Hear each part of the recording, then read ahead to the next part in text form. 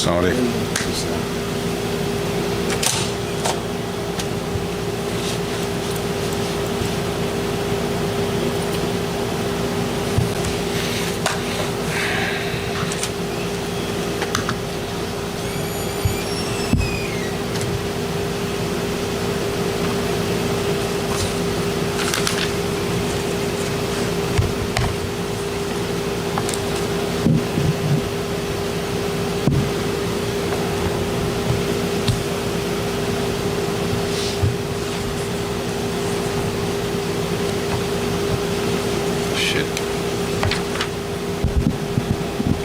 بسم الله الرحمن الرحيم الحمد لله رب العالمين وصلى الله وسلم وبارك على نبينا محمد وعلى آله وصحبه أجمعين ما بعد.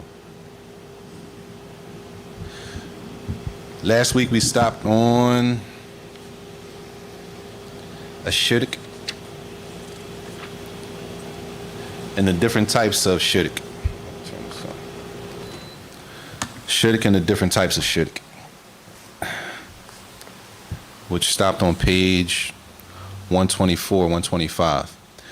So before we move to the next section, we're going to look at the summary at the bottom of 124, because this summary is going to kind of resemble the summary in the next chapter, which is al-kufr, disbelief, right? Shirk is one thing. Disbelief, which is the next chapter, is something else. So we have shirk, and then we have kufr. We have shirk and we have kufr. Hold on. So at the bottom of 124, if I'm not mistaken, or in short, if somebody said, what is shirk? What would you tell them? If somebody asked a simple question, say, well, what is shirk or shirk? What would you tell a person in simplest terms, without too much detail, just a simple answer? If somebody said, what is shirk? Yeah. In simplest terms, to set anything equal to Allah and worship. To set anything equal with Allah, to Allah, and to worship that thing, or whatever they say. Okay. What would you say? To partner something with Allah. Like, to pray to other than Allah. Okay. Now, that's assuming the only type of worship is prayer. There's other types of worship that a person can commit shirk. In the beginning, he said the definition, he said shirk means to set up partners with Allah. So the question is, all right, what does it mean to set up a partner? Because that's assuming that a person understands that. To do any type of worship for other than Allah, or to other than Allah. Okay. What's another term? How can you explain to somebody what it means to set up a partner? To set up a partner. It says to set up a partner. That's what it says. It says to set up a partner, huh? To set up a partner with Allah.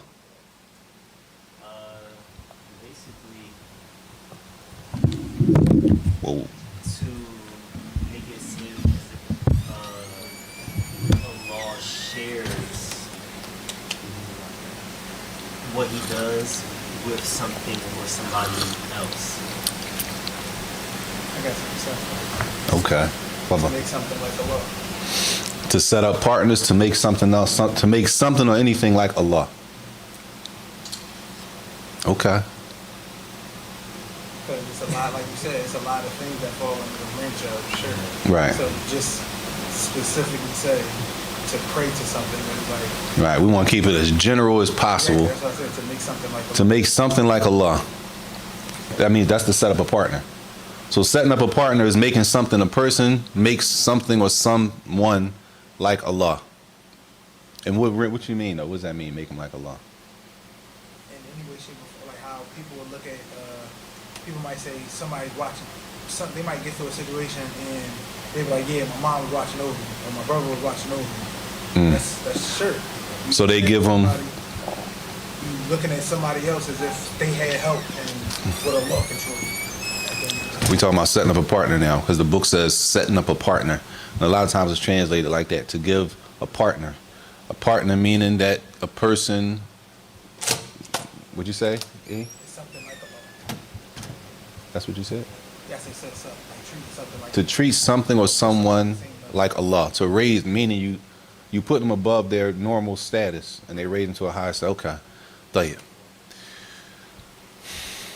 All right. At the end, because we just did a whole section of shirk last week, I think the most general definition for shirk, without being very specific, because there's specifics to it, is, how you say it?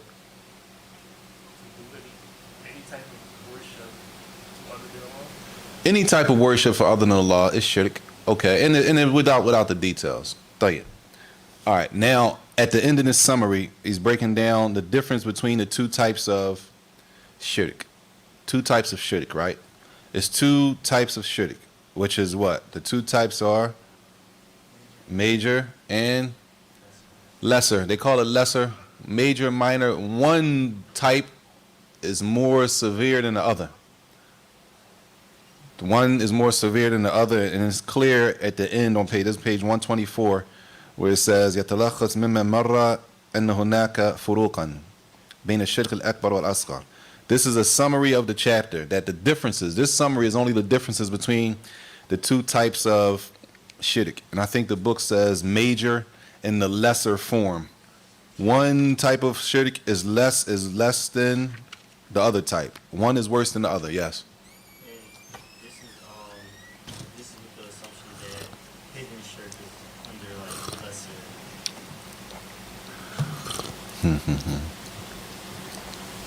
Yeah, I left my paper home. All right. The author broke it down. And when it comes to these categories, some say 2, some say 3. But at the end of the day, it's all tied up to the same categories. You got the major shirk, right, that removes a person from Islam, that if a person practices like that and they believe like that, right, that they're not Muslim. Then you have, as they say, the lesser shirk. It's still shirk, but it's not as severe, and as the results are not as serious as the other one, right? Like riyah, showing off while a person's praying. And then we have, which is they call the hidden shirk. That's not clear, right? Some of them categorize them together, some of them separate them. At the end of the day, it's all the same, right?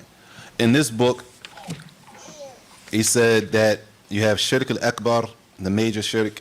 Then he said you have the minor shirk, right?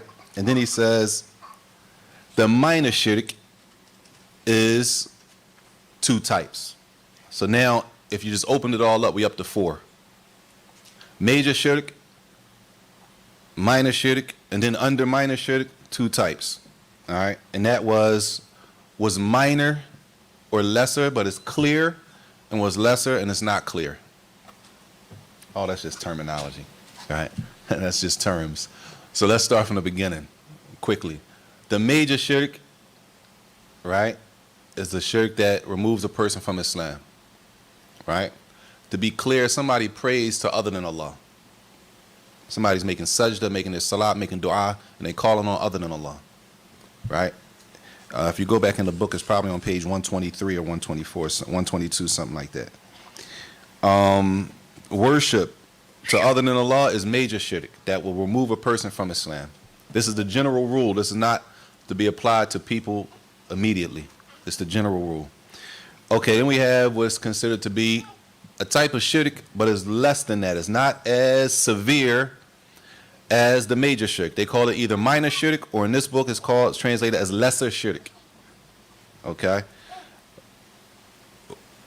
Which does not remove a person from Islam. A person, meaning a Muslim, could do an action that is considered to be minor shirk. Right? Like, if we're talking about action, showing off while they're praying. A person, as the Prophet ﷺ said, they beautify their prayer because they see somebody watching them. Right? That's a type of shirk, but it's not shirk that say, "Oh, you're not Muslim anymore." It's a type of shirk that, okay, whatever worship that they were doing, trying to get people to look at them, that worship doesn't count. But they still Muslim. All right.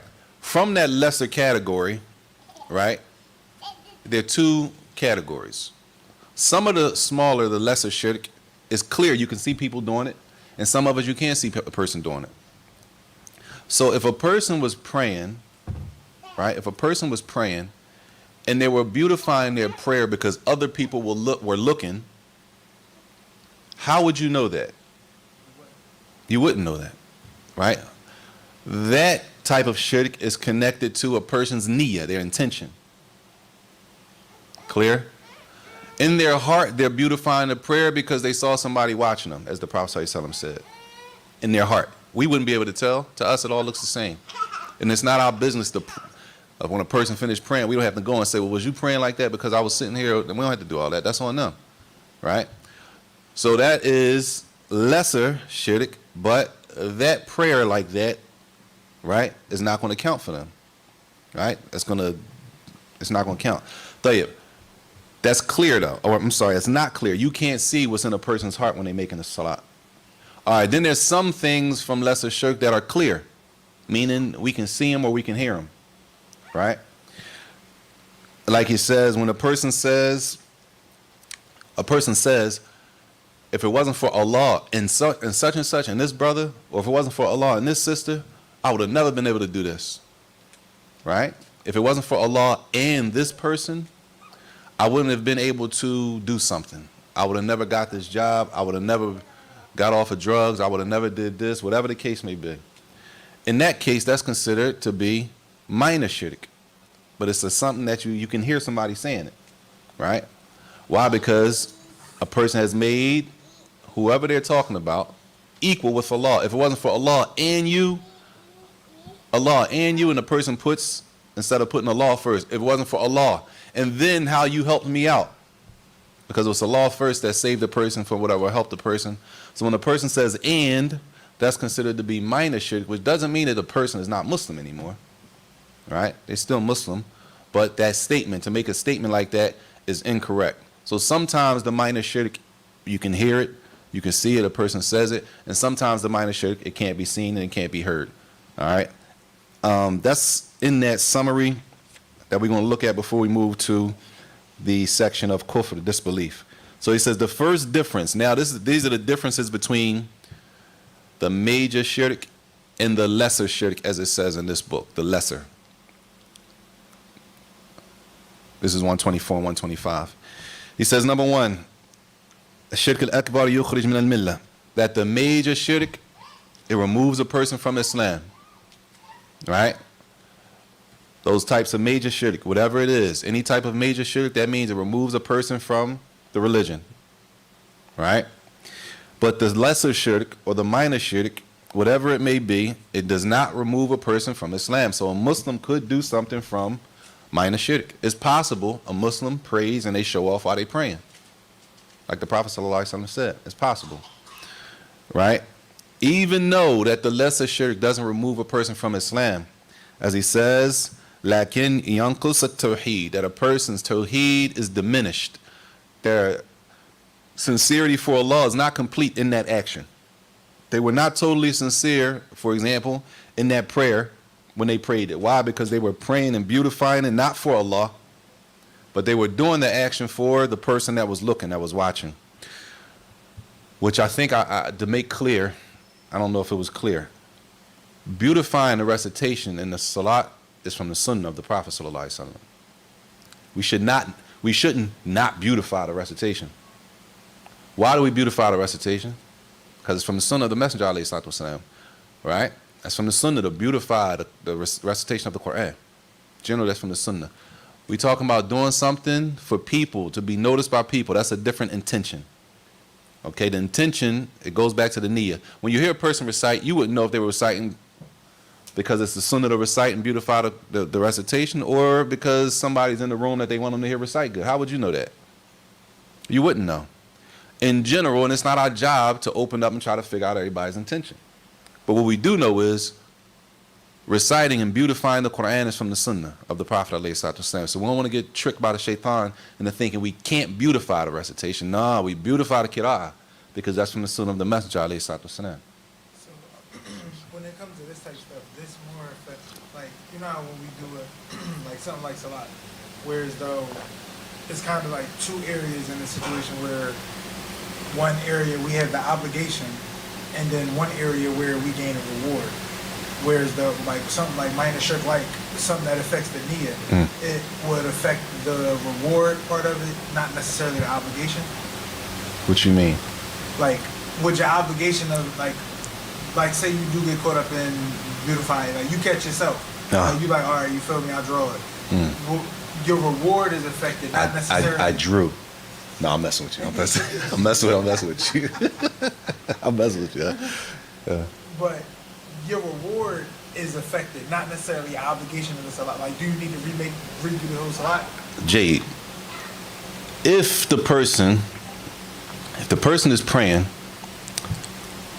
and they catch themselves doing the worship for other than Allah and they know that they're doing it.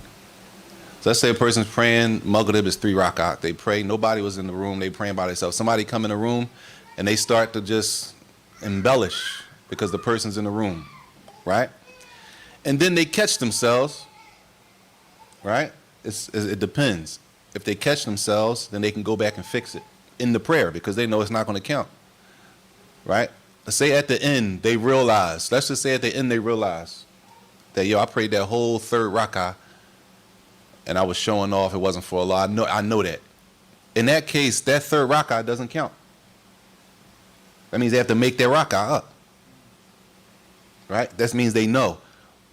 You're talking about a person during the salat, they know what's going on. We're not talking about you finished the prayer and now you're looking back like, You're talking about in the prayer, right? It's possible a person shows off often. Right? And that's why the Prophet ﷺ said that the thing that I fear for you the most is minor shirk, inconspicuous as it says. How inconspicuous that the Prophet ﷺ described it?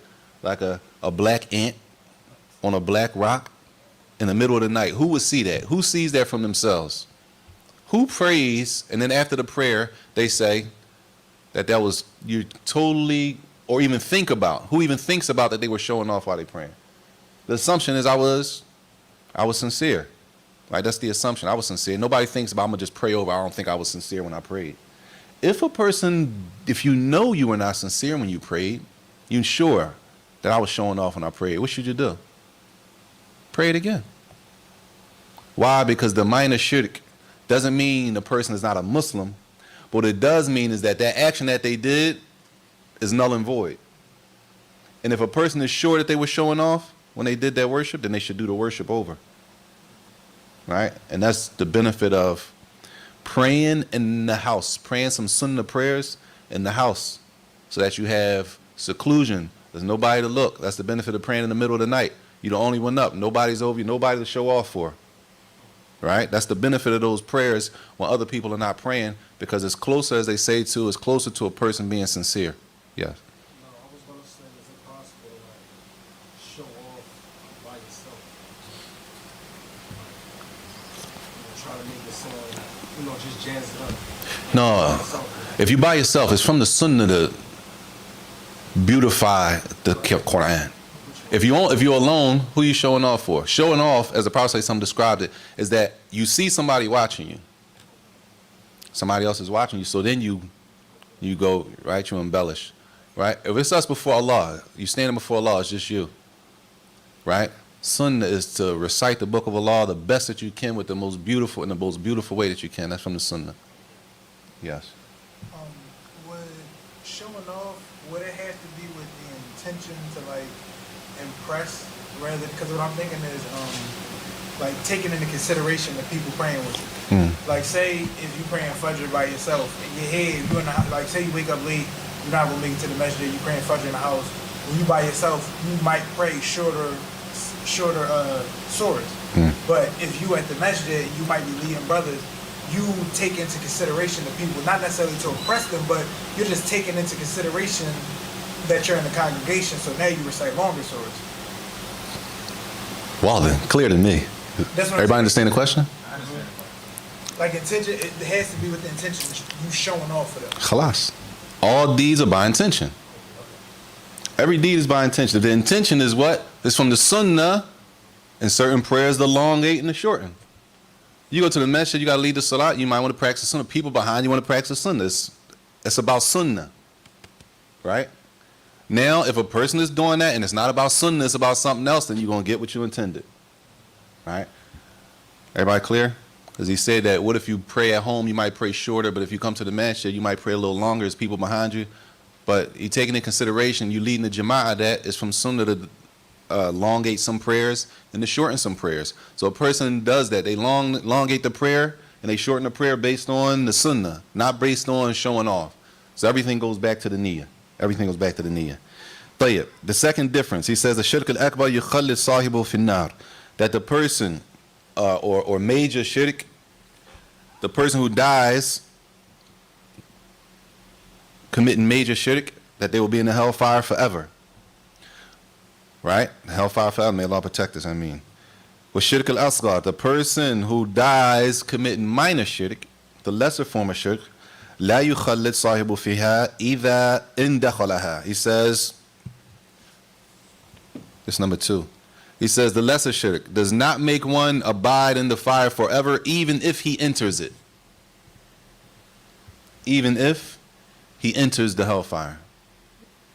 A person died doing the lesser type of shirk.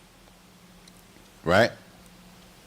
He said the difference is that lesser type of shirk does not put a person in the hellfire forever, even if they go to the hellfire for it. Why wouldn't they go to the hellfire for that? Why wouldn't a person go to the hellfire? He said if they even go to the hellfire for that lesser form of shirk that they died doing. They may not have known they committed the minor shirk. Tayyib. Allah could forgive them. Allah could forgive them for that minor shirk that they committed. But the major shirk, a person dies committing major shirk, we know according to the Quran that that's the sin that's not forgiven. That's the sin that's not forgiven. And we got to be mindful that we are on the same page as the Quran and the Sunnah when it comes to sins. To us, some sins are more serious to us personally. Not more serious. Some sins to us are, let's say, heavier or more serious to us than they are according to the Quran and the Sunnah of the Prophet ﷺ. If that makes sense. We take stuff and we make it the worst sin when Allah and the Messenger didn't consider that to be the worst sin, which is a problem. The worst sin is not according to how we feel about it. The worst sin is what Allah Jalla wa'ala told us in the Quran. We're taught in the Quran and Sunnah, that's the worst sin. Are the other sins major? Yes, but what's the worst? Because we'll take and we'll raise some sins to the level of the worst sin. So, not all sins, not all major sins remove a person from Islam. Not all major sins remove a person from Islam. Some major sins take a person out of Islam and some don't.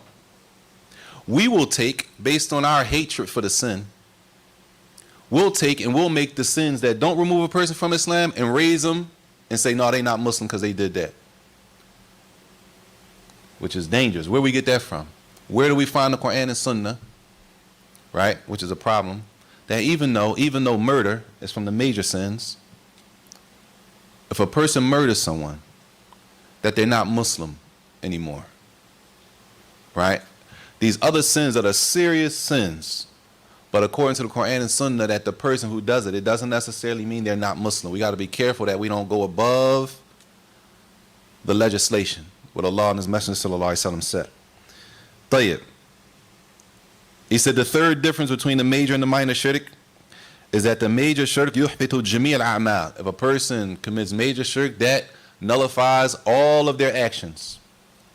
Any action that they previously did from khair is all nullified and wiped out. Right? That's the major shirk.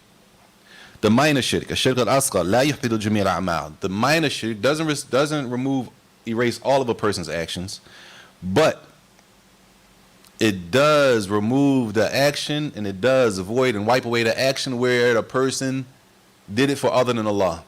So, a person's praying Maghrib, the first 2 rak'ah were sincere for Allah. The third rak'ah, a person was showing off because somebody was watching them. Pay attention. What's the ruling on that prayer? Huh? Huh? The third rak'ah is invalid. Ah. What you think, Shay? Invalid, the whole prayer? If you say invalid, that's the whole prayer. I ain't giving you no chance to fix it. He said the whole prayer is invalid. No, my fault. I apologize. Just the third rak'ah? Because the other 2 was sincere. All right. Minor shirk. Major shirk erases all of the previous deeds. Minor shirk doesn't erase all a person's previous deeds, but the deed, the action that they did that wasn't for Allah, right, is void. It doesn't count. It's erased. So now a person prays Maghrib, and the first 2 rak'ah are sincere for Allah, and then the third rak'ah that they were showing off, riyad, like the Prophet say something because somebody was watching them. What's going to happen with that prayer? The whole thing. The whole thing? Okay,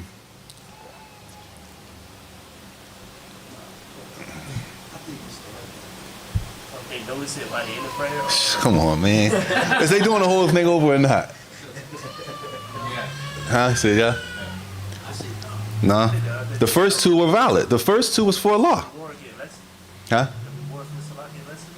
All we talking about is for the salat. He said the salat. Some people say the whole salat is invalid.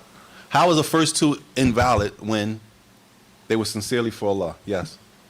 The salat is invalid until that prayer, until that rak'ah.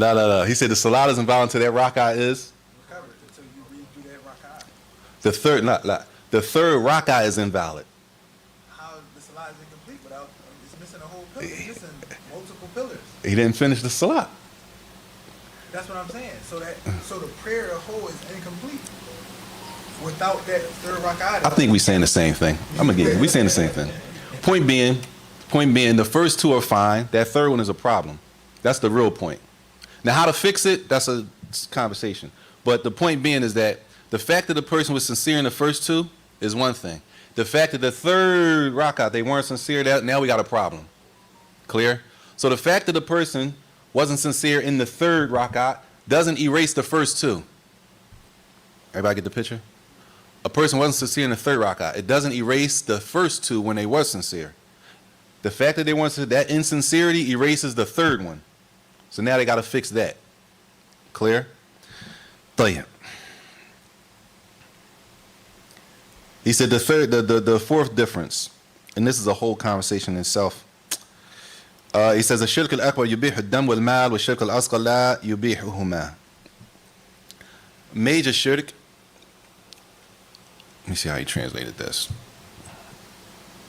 It says makes a person's blood and wealth lawful, while the lesser shirk does not make one's blood and wealth lawful. That's a whole conversation in itself. I don't want to go too far into that, but the general rule: Muslims don't fight each other. Muslims don't fight each other. Muslims don't take from each other. Muslims don't fight each other. Muslims don't kill each other. So we live in a real world, and in the real world, countries go to war. Right? There's wars. People go to war, like not talking about corner street wars. We're talking about established governments have wars between each other. Right? In those wars, Islamically, a Muslim should not be going to war with another Muslim. Period. So if a Muslim country does go to war, it wouldn't be with another Muslim country, right? Because it's not allowed to spill the blood of another Muslim. And that's the whole conversation. That's where the conversation starts. So if they're saying if a person's not a Muslim, in that case, if there was a war, then it would be permissible Islamically to fight in that war. But is it allowed to fight in a war where Muslims are fighting Muslims? Generally, no. Generally, no. And of course, that conversation has a lot of detail. But he just mentioned it that there, and I just want to leave it there without talking about it. Even though that needs a lot of discussion. That's how groups and like the Khawarij and stuff like that got started, and that's why it's like that today. So that could be, you know what I'm saying? My point is leaving it like that could be a problem, because that needs a whole lot of discussion. And it's not written, it's just written like that. And it needs just a lot of backdrop to really understand that. طيب. The next section is the third chapter, which is Al-Kufr, disbelief, which is, again, the same way that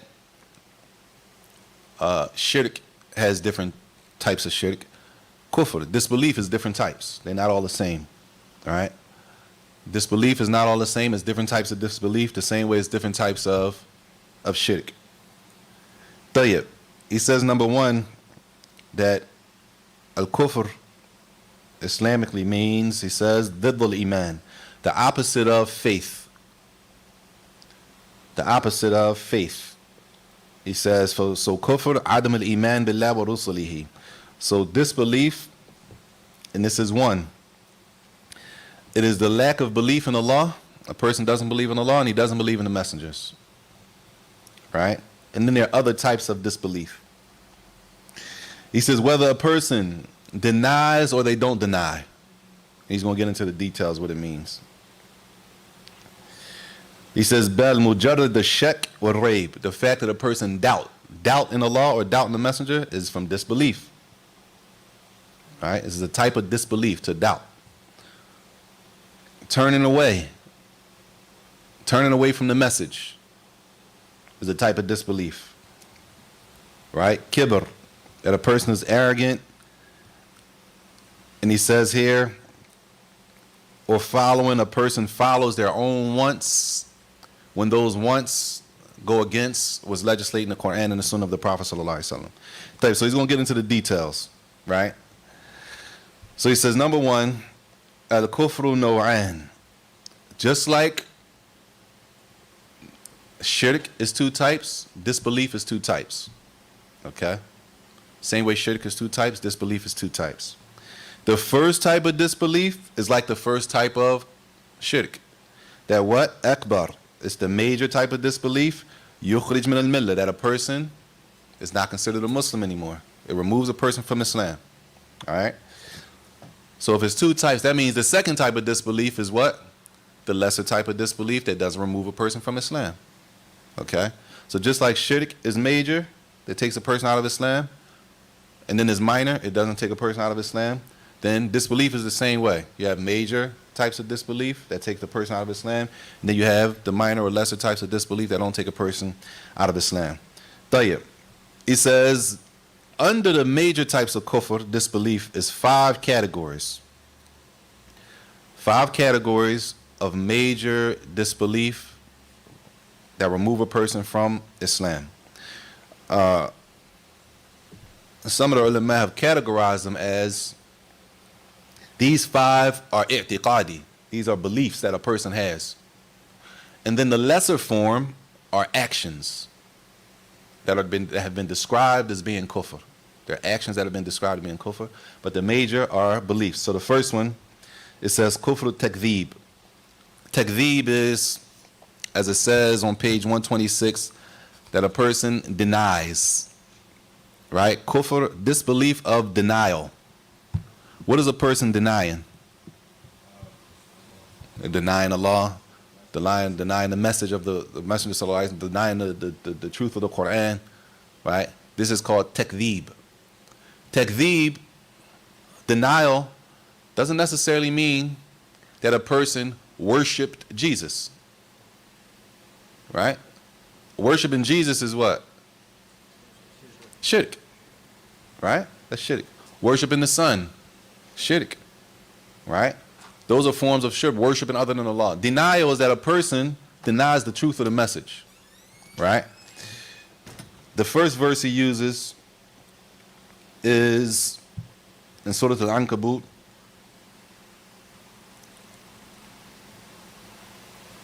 And the shahid is وَكَذَّبَ بِالْحَقِّ.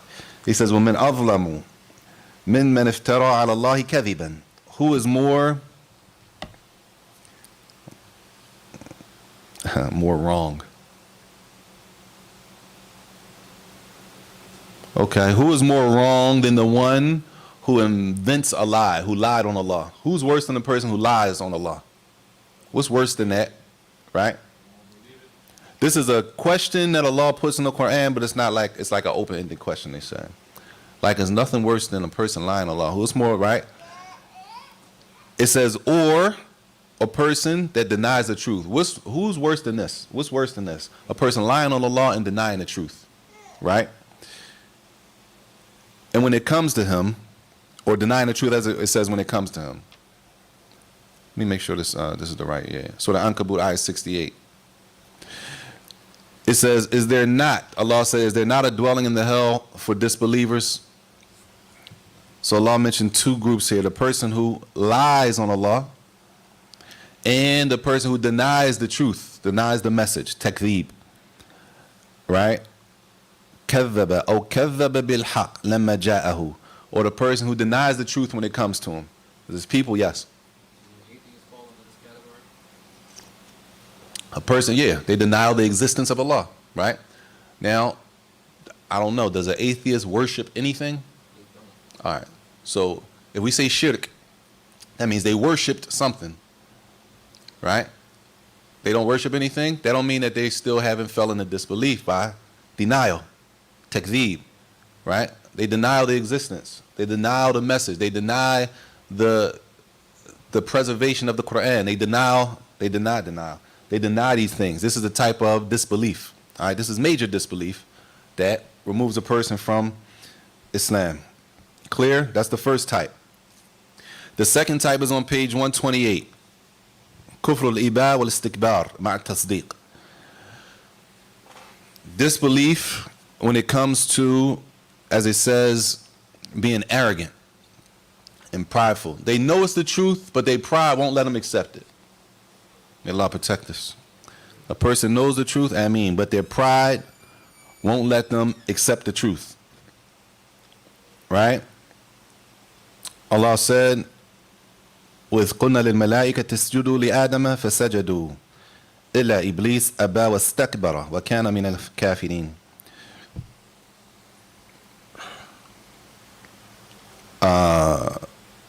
Remember when Allah told the angels to make sajda?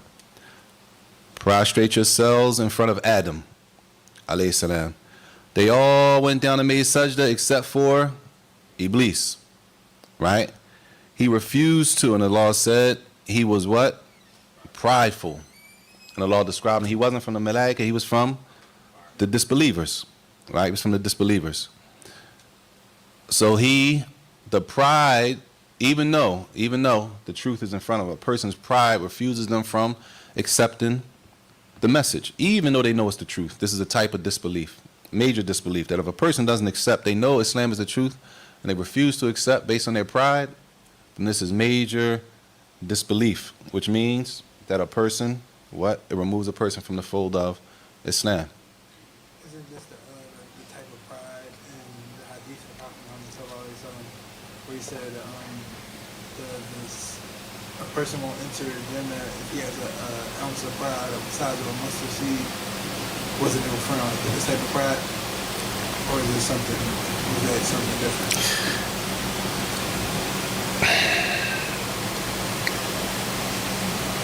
Allahu A'lam. I got to think about that. Let me think, because there's some more stuff coming. I got to think. Let me think about that. Allahu A'lam. Tayyib. The third type is kufr al-shak, or kufr al-dhan. Disbelief when it comes to doubt. A person doubts the message, or they doubt Allah, or they doubt the Messenger sallallahu alaihi wasallam, or they doubt the truth of the message. Right? Doubt in itself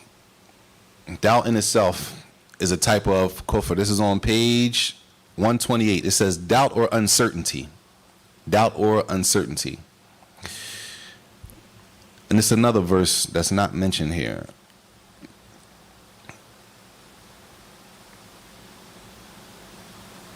It says, and he went into his garden while in a state of pride and disbelief. Right? Unjust. He said, I don't think that I don't think that this will ever perish, looking in his garden. I don't think this is ever going to go away. And then the man said, and I don't think that the hour will ever come. I don't think that Yom Kippur is going to ever come. Right? And if I am brought back to my Lord, he said, I surely shall find better than this when I return to him. This is the thought process of the person, right? Allah mentions in the Quran. This is Surah, what surah is this? Surah Al-Kahf. Abada, yeah.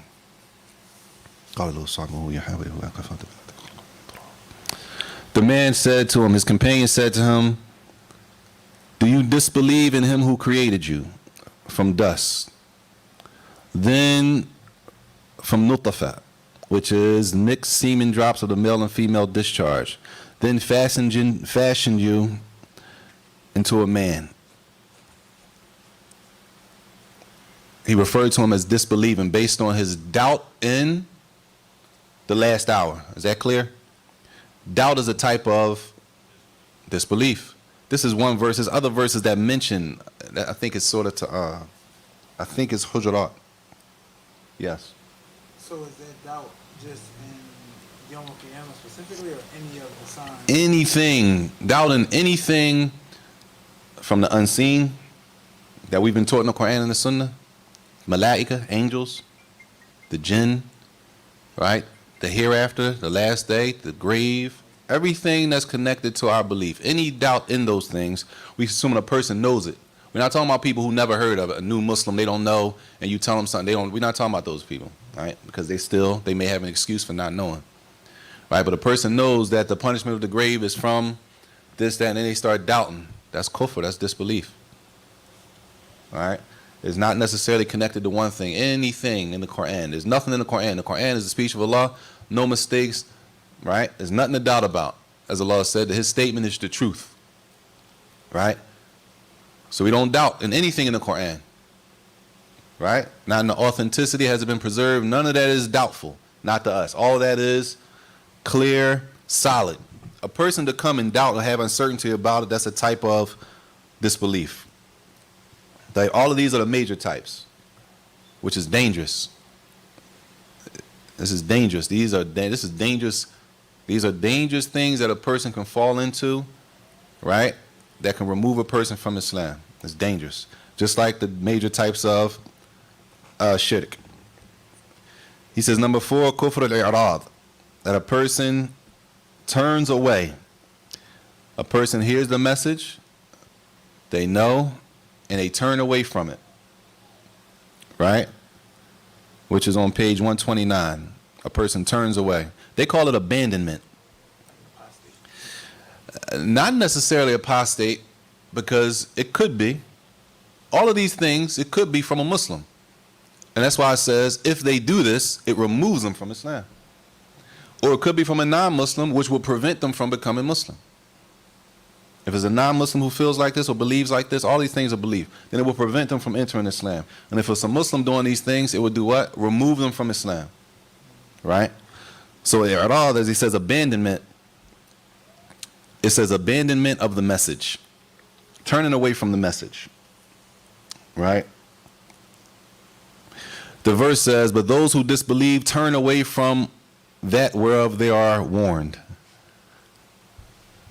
That whereof they are warned. They turn away from the warning that they heard in the Quran. And you might have talked to people before, you tell them something from the Quran, and they say, what? I ain't trying to hear that right now. Allah protect us. I ain't trying to get into that. All right? They turn away. What excuse do they have before Allah? Right? You turn away. Right? That's turn away. I ain't trying to hear that. They cut you off, talk over you, walk off on you, all that. They turn away from the message. Right? That's a type of disbelief. And they never become Muslim after that. They never accept Shahada. Right? Allah protect us. That's dangerous, ain't it? a Muslim, you tell them something from the Quran and Sunnah, they tell you, may Allah protect us, they tell you they're not trying to hear that right now. And then they go. And even though for the Muslim it's going to be more detail, it's more detail. For the Muslim, it's more detail. These are general rules. These are general rules. When it comes to takfir and a Muslim becoming a non-Muslim, it's a lot more detail. So, what you mean? Pray. You said, come on, let's pray. Well, it depends. Even that depends. They say it's time to pray. You want to pray Jama'ah, and the person says not right now. All right, what does that mean though? They not going to pray at all? They prayed outside his time, they prayed in the time, or they missed the Jama'ah with you? Huh? At all? Even with that, even if a person don't, it's detail. You know what I'm saying? It's detail. If a person's not praying, there's detail to it. We use ignore, the word ignore. Ignore the message? You could. They heard you talking about, they turned away. They ignored you. You could. As long as it holds the same meaning. A person, you're trying to tell somebody about the message and they don't want to hear it. But i'rad is not only used for people who are not Muslims. It's also used for Muslims, as ulama explained that they describe i'rad some as Muslims not learning, turning away from the deen and not learning anything about their religion. They give no importance to the deen. They got a Muslim name. Everything else, they have nothing to do with Islam besides the name. They consider that to be i'rad, which could lead to kufr. I'm sorry.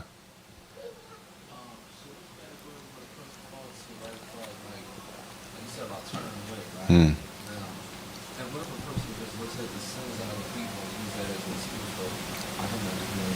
If a person looks at the sins of other people and use that as an excuse to sin, that's not an excuse. The fact that so a person uses the sins of other Muslims as an excuse for them not to practice Islam.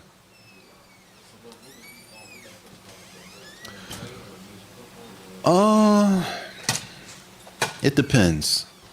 It depends. Most of these are beliefs. It depends on why the person, what is they saying, so since they not praying, I'm not going to pray? Well, it depends. If the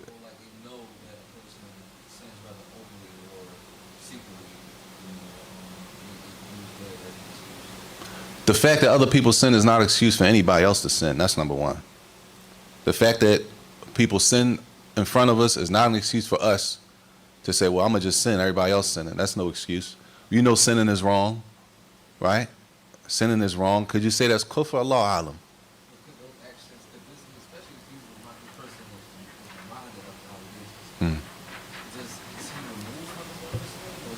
For what? What is he professing?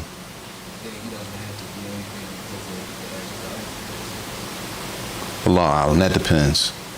These joints are very sensitive, y'all. That's why it's difficult to paint everything with one. You had to talk to the person. Why you say that? Where does that come from? It could be something. It could be a shubha it could be a doubt that they have connected to something else. You know what I'm saying?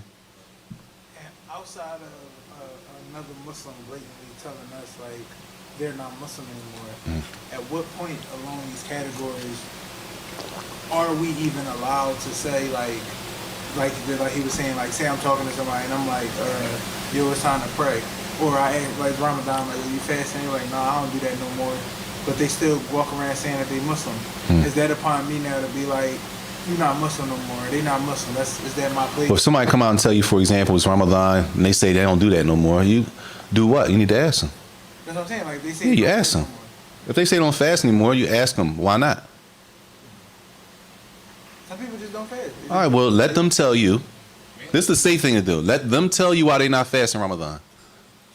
They could say, you leave it at this. Let's just say. A person says they're not fasting Ramadan. You say, you fast? And they say, no, I don't fast no more. What does that mean? On the best, put the best spin on it you can put on it. That's the word. That ain't the best spin. The best spin, Sheikh. Maybe you got a medical issue. I don't do that no more. Now, the wording you use is not appropriate. I don't do that. No, that's inappropriate. But put the best spin, unless you want to ask them directly. Since if they had the nerve to say that like that, then you should have enough confidence, enough like, yo, well, why not? You should need to ask them. Don't leave it like that, because it could be that they don't fast anymore because they've been diagnosed, they upset, they've been diagnosed with something that prevent them from fasting, they mad. And they respond like that. The only way you're going to find out, if they say something like that, you need to say, why not? Why are you not fasting no more? You get to the bottom of it. Don't leave it like that. No, but my question is that what is it at any point do I myself as a regular, like we both ain't neither one of us necessarily study or any, you know, any spent any time really studying any knowledge for me to say, oh, you don't fast anymore, you gave up that aspect of your religion, so you're not a Muslim anymore. Is there any, what, If they say that, this is the safest thing for us. You let the person, if that's what they believe, let them tell you that. Once they tell you that, now you have the authority, because that's what they told me. I'm not going to put that on. That's what they told me. He said or she said they're not fasting anymore because they're not, that's what they said. I'm not saying that. Because if you say you're not Muslim, or a person that knows him to be a Muslim will say, what you mean he ain't Muslim anymore? I seen him yesterday. How you say, well, he said he's not fasting Ramadan. Yeah, but he not fasting Ramadan because he got this and that. How you say he not, you understand what I'm saying? It's safer. Don't come to your own conclusion off a foggy conversation that we had. If somebody says that, you get to the bottom of it. Why not? Let them tell you that. And then you clear. The brother or the sister told me just like that they're not Muslim. I don't know what happened, but that's what they told me. Now you safe. I'm not making it up. I never said it. That's what they said. That's the safest thing. Anything other than that could be a false assumption based on how they worded it. And that's why when it comes to, as the ulama, when it comes to a person on their deathbed, they say when a person on their deathbed, we supposed to be doing what? You encouraging them to say the shahada, la ilaha illallah. Once they say it, we do what? Huh? You stop. You stop. Once they say it, we stop. Why? You want them to die on that. You don't want to keep encouraging them. Now you, not that they don't want to say the shahada, but now you bothering them. They uncomfortable already. Maybe. They said the shahada, khalas, leave them. If that's the last thing they said, alhamdulillah. But if you keep trying to get, they said it once, you want them to keep saying it, right? Now, not that they got a problem with the shahada, but what if they upset, they angry, they uncomfortable. Now they say, I don't want to say it no more. Right? Not that they didn't believe it, but now you done pushed them out of, so they say once they say it, you leave them. Right? That's why we got to be careful. Right? Because these are sensitive, this is a thin line. It's real sensitive. These are sensitive topics. So if a person, the safest thing is to let somebody say that. Don't put that on anybody, especially we won't have like we, right? What's going to happen? We don't really, it's no really no benefit to us. We don't really get no, right? I'm sorry, somebody. Tayyib. He says the fifth category of disbelief, kufr nifaq, right? We know what hypocrisy is? Huh? Anybody know hypocrisy? What's hypocrisy? Yes. An action that contradicts a statement. You say one thing, but you do another thing. Tayyib. I guess I'll go a little bit further. An An action or a statement that contradicts your belief. action or a statement that contradicts your belief. Yes. I guess I could do that. An action or a statement that contradicts your belief. Tayyib. Of course, this nifaq, because that's the next section actually. The next section is on hypocrisy, which is like shirk and kufr. You have major hypocrisy, and then you have a minor hypocrisy. Here, this is the major form of hypocrisy that a person says, they say they believe, but in their heart they really don't believe. Right? They say they believe, but in their heart they really don't believe. Clear? That's hypocrisy. Right? That the person's statement doesn't match what's in the heart. Question, how would you know that a person, because the munafiq, the hypocrite, possibly, who doesn't believe, could possibly pray and fast Ramadan and not believe?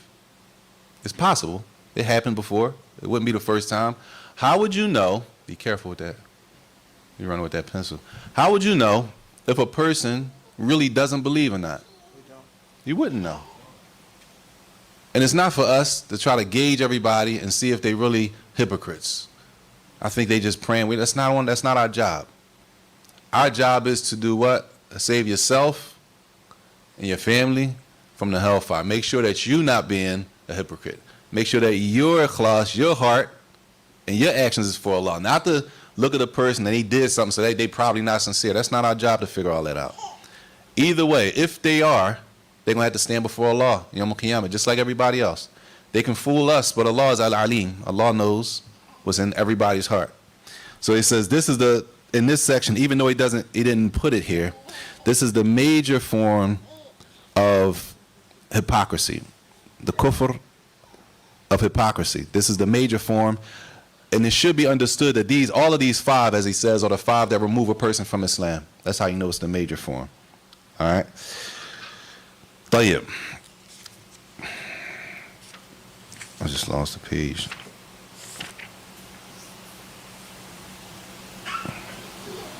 Clear? Questions? So far we got the chapter of shirk, worshiping other than Allah. The shirk is major shirk and minor shirk. Then we have disbelief is major disbelief that removes a person from Islam. And then the next section is the second type of disbelief, which is the minor disbelief, that if a person does this, it doesn't necessarily mean that they're not Muslim. Okay?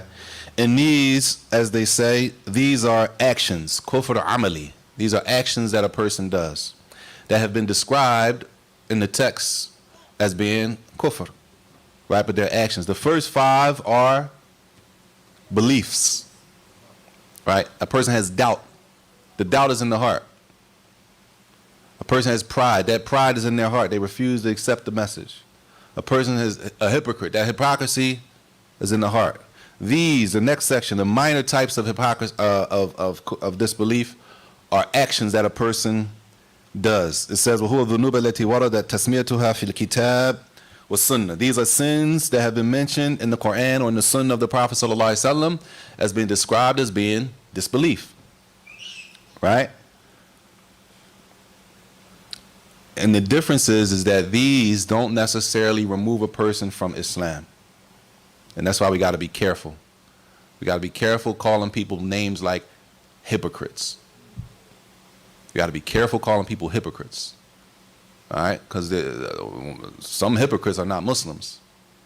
And then some hypocrites, some Muslims have done something from hypocrisy. Some Muslims do actions of hypocrisy. But the hypocrite, to leave it like that, we got to be careful. Yes. So the ones you're about to go over, the things that a Muslim can do and still be. How do you free? Nah, I ain't say that, Sheikh. You can't do this stuff. These are things we can't do. They're all sins, but sins are on different levels. And this level is the lower level of this type of sin. So disbelief has a higher level and disbelief has a lower level. The higher level means a person is removed from Islam. The lower level, even though these are major sins, a person is still in the fold of Islam even though they're committing a major sin. All right? Tayyib. He gives an example here. He says, مثل قتال المسلم المذكور في قوله صلى الله عليه وسلم سباب المسلم فسوق وقتاله كفر. He said, for example, when the Prophet ﷺ mentioned, and he said, I like the word he used here. On page 130. He says, insulting a Muslim, to insult a Muslim is a sin. Just to insult another Muslim. We know insult, right? Like name calling, Yeah, name calling, what else? teasing, Teasing them, mocking them, making fun of them. Insulting a Muslim is a sin by itself. That's a sin. Then the Prophet ﷺ said, in fighting him is kufr. Fighting a Muslim is a form of disbelief. Right? Which is dangerous. Right? Yes. So these are acts acts of kufr, Acts. but that don't necessarily make a person a kafir. Yes. Acts of disbelief that don't necessarily make the person who did it a disbeliever.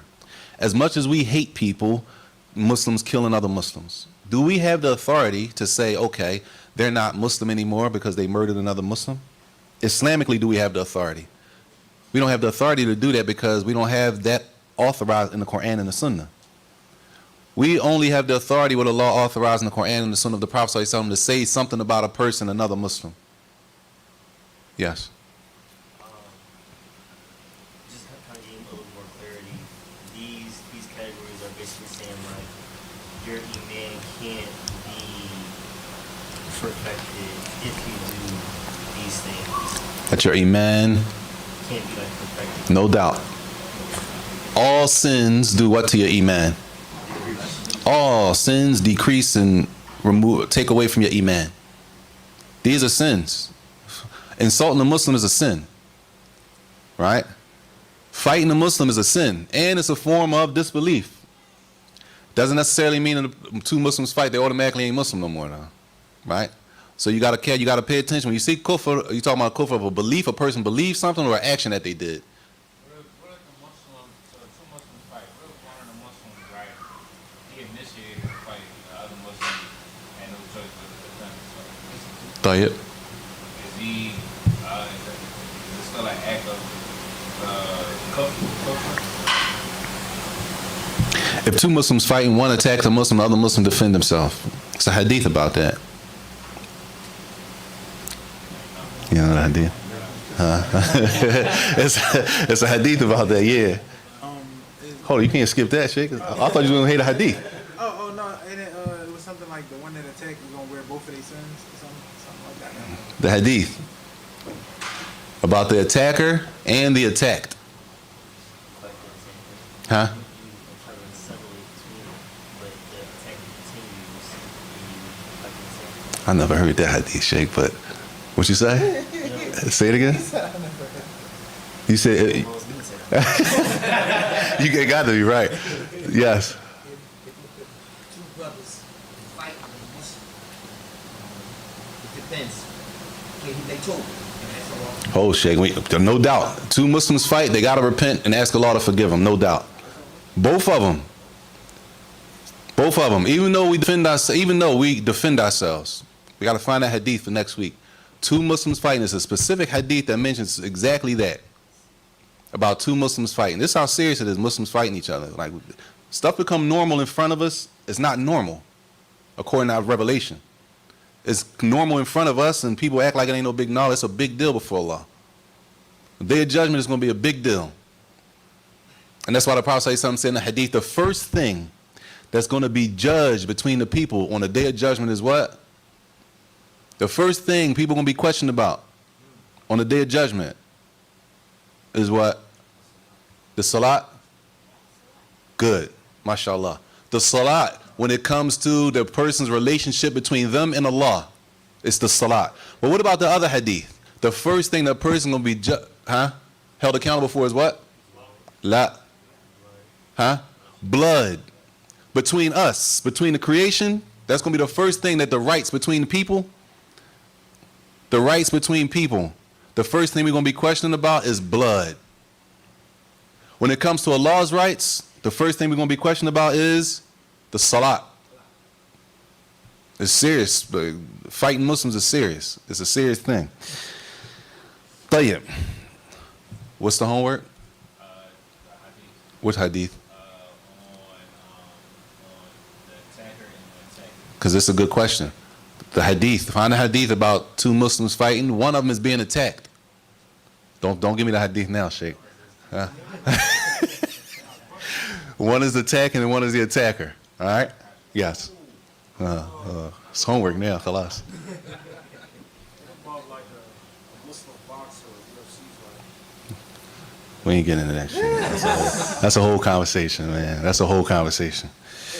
A Muslim boxer or UFC fight, that's a whole conversation, man. Tayyib. The next thing that the Prophet ﷺ mentioned, fi qawli sallallahu alayhi wa sallam, la tarji'u ba'di kuffaran. It says, do not turn after me, disbelievers. Don't become disbelievers after me. How? يَضْرِبُ بَعْضُكُمْ رِقَابِ بَعْضٍ. He said, it says striking the necks of one another. Striking the necks of, what does that mean? Striking the necks of one another. Killing each other. Right? Killing each other. He described it as being kufaran. And the ulama explain that you know the difference in the kufr, well, that's an Arabic benefit, but yeah.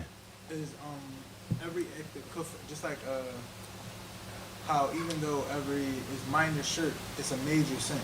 No doubt. Minor shirk is a major sin, yes. Is the lesser kufr, all of those, are they considered major sins too? Yeah, yes. I was, Allahu Alam. Let me think. The minor disbelief, are they all major sins? Yeah, acts of kufr, are they major sins?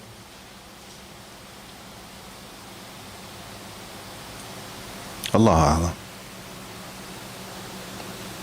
Allahu Ta'ala Alam. Allahu Alam. I want to say yes, but I'm not 100%. So Allahu Alam. But let's listen to him. Is fighting another Muslim a major sin? Hopefully, inshallah, we can go over the book Al-Kaba'ir, the major sins. Hopefully, if Allah makes it easy. Because there's a lot of major sins that have become normal now. And some of them are have curses connected to them. The curse of Allah is on the person who does this. Right? Some of them have curses connected to them. Right? And they're normal now. So imagine the curse of Allah is connected to the person who does this or does that. And it's an issue now for the sisters because one of the issues is tattoos. That's shared between the men and the women. The hadith about tattoos, right? That's shared between men and women. The curse of Allah being on the one who gets a tattoo and the one who gives it, right? But that's normal now. That's normal. Normal don't mean right. Normal means in our society, it's normal for people to have a whole armful all over their face. Like it became a norm. But became a norm don't mean Islamically it's acceptable. In Islam, it's a curse connected to a person getting a tattoo and the person giving it. Specifically for sisters, when it comes to, never mind. Never mind, man. I ain't. The mugger about to come in. Sheikh, don't say it, Sheikh. Don't. I know you. The person has tattoos. Yes. They're scared of angels. So you have to cover that. Allah alam about scaring the angels. Allahu alam. But what we do know is the text. According to the text, I don't know anything about scaring the angels, but the text mentions the curse is on the one who gets a tattoo and the one who gives it. Curse of Allah. That means that the dua is made against them. That they be pushed away from Allah's mercy, which is dangerous, right? And the other hadith about, for the sisters, we're going to leave it at this. It should be enough to be careful about attachments to the hair. Because now it's a thing of yarn. Yarn is a thing now. So somebody asked me the other day, does it fall under that hadith about attaching to the hair? Right? This is what you got to look at. It's a threat. The threat. If you don't know, don't enter into a gray area where, if you don't know if yarn is a part of that hadith, of what you can attach to the hair, right? You should not enter into a gray area that has a curse connected to it without you being sure if you can do it or not. Don't just go do it. I don't think this is, no, you need to find, it's a curse connected to it. La'natullah, the curse of Allah is connected to that action. You should make sure, you should have a final conclusion that you clear, this is from it, this is not from it. Don't just go and, it's a curse connected to it, right? We shouldn't take that stuff, it's not something light. The curse of Allah means that the dua, a prayer has been made against the person to be pushed away from Allah's mercy for doing that action. How you not going to do a thorough investigation before you do something like that, with a punishment like that connected to it? Right? Everybody with me? It's a gray area. You want to stay clear from them gray areas so that you don't put yourself in a situation like that. Tawheed.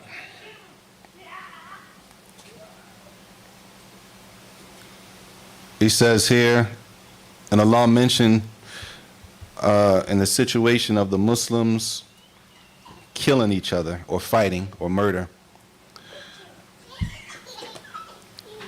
And there's two verses here. The first verse, Allah says, يا أيها الذين آمنوا كتب عليكم القصاص في القتلى. Allah says, O you who believe, it has been legislated for you during murder, al-qisas, which is, I don't want to say retaliation, retribution, let's say, right? That a person gets their right back. And that's a court process, y'all. That's not somebody murdered your man, you could hit the street now and go shoot somebody. Islam doesn't authorize that. Islam doesn't authorize what we've authorized in the street. In the street, that's authorized. As Muslims, Islamically, that's not authorized. Right? Islamically, we have a process. It's due process, like a real court system. The fact that we don't have an Islamic court system don't mean we got the green light to just get busy out here. It doesn't give us that green light. And if we think that, we don't believe Yom Kippur. What we think? Like Allah didn't see Allah. Like what we think because we know we got to stand before Allah, right? You know, as angels, we got an angel recording right, left. Right? We have a book of deeds. All our deeds is in it. We do understand all that's real. That's not just in the books of Aqidah. It's real. This is real. And we're going to have to answer for it. Right? So Islam has a process. Allah described the people here as believers. You who believe, you believers, that when one of you kills the others, there's a process to get your right back, to get your, as we say, retaliation. There's a right. It's a way of getting it back in Islam. And it's not in all of us, we just do what we want to do. That's the first verse. The other verse is in Surah Al-Hujurat, where Allah said, وَإِن طَائِفَتَانِ مِنَ الْمُؤْمِنِينَ اقْتَتَلُوا فَأَصْلِحُوا بَيْنَهُمَا. Allah said, and if there are two groups from the believers, two groups from who?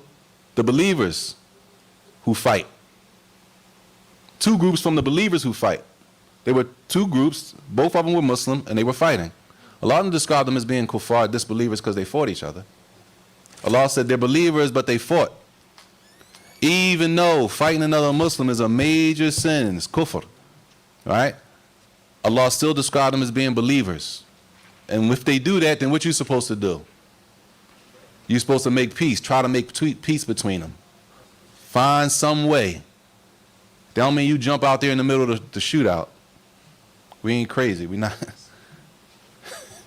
serious. We not, no. You find a way to talk to somebody that's in one of the groups. You might know, sometimes we know both the groups going back and forth. We know people in both camps going back and forth. We know people up there, we know people down there. We love both of them. It's people on that side you could talk to, it's people on that side you could talk to. And there's Muslims involved. What's our duty? Our duty is not to go out on the corner and stand with both of them and show that we were both of y'all. That's not our duty. That's not our job. We Muslims. That's not our job to get caught up in the middle of, you pull somebody to the side. You try to make peace between both of them. Whoever you know you could talk to from this side, you pull them and talk to them on the counter somewhere else. Not on their terms. Not out there. They be done did a drive-by and you get hit trying to do something good. Like that ain't, all right? You don't go out there like, no, you got to pull them in a safe place for you. It's a way to do it. You trying to make peace between the two. That's what we're supposed to do. The point of the verse is that Allah doesn't describe them as being disbelievers. Like some of us, man, he hit a Muslim. He ain't Muslim. He's fighting. He shot somebody who Muslim. He ain't, no, you can't just put somebody out of Islam like that. You need something from the Quran to say that they're not Muslim. How, just because you hate, we hate, yeah, we hate it. Yes, it's a major sin, but we don't have the authority to start saying people are not Muslim when they do stuff. That's what the Khawarij did. Right? The real innovator. The real group of innovation, bid'ah. That when a person did a major sin, they said, what? Based on that major sin, you're not even a Muslim anymore. That's what they did. Ahl Sunnah don't do that. We only based on what Allah said and what His Messenger said. Did Allah refer to them as disbelievers? No. So we don't refer to them as disbelievers, even though we're not cool with it. It's not okay. It's not the Muslims can fight each other. It's none of that. But if that were to happen, how do we look at it? We look at that's a major sin. and we try to correct the situation. We don't go to the point and say that none of them are Muslim anymore. Yes, I'm sorry. Yeah, I think brother and another brother. It's time for the event. They can get themselves 3 days to, separate from each other.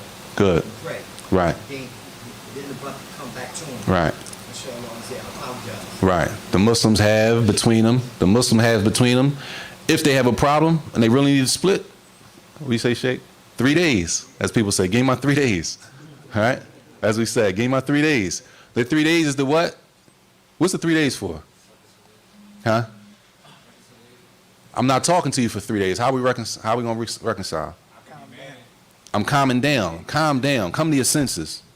Right? You got to calm down, ease the tension, relax. You might have to talk to somebody, talk them off the edge. Right? You got to calm down. After the 3 days, what's on us now? No. We praying anyway. What are we supposed to do after the 3 days? We go, we return, we start. Now we giving salams. And who's the best? The Prophet said the best is the one who gives the salams to the other one first. That's the best. Islam does not call us to be separate, y'all. Even though, I don't know about everywhere, even though where we are now, separation to a lot of people is normal. They think, a lot of people believe that the Muslims are supposed to be separate and divided. A lot of Muslims think here in Philly, I don't know about everywhere else, a lot of Muslims here think that it's okay and we're supposed to be divided, which is not the asl, that's not the origin. That's not the general rule in Islam. The general rule is what Allah said in the Quran, وَاعْتَصِمُوا بِحَبْلِ اللَّهِ جَمِيعًا. وَاعْتَصِمُوا بِحَبْلِ اللَّهِ جَمِيعًا. All of you do what? Hold on to the rope of Allah. And then Allah said after that what?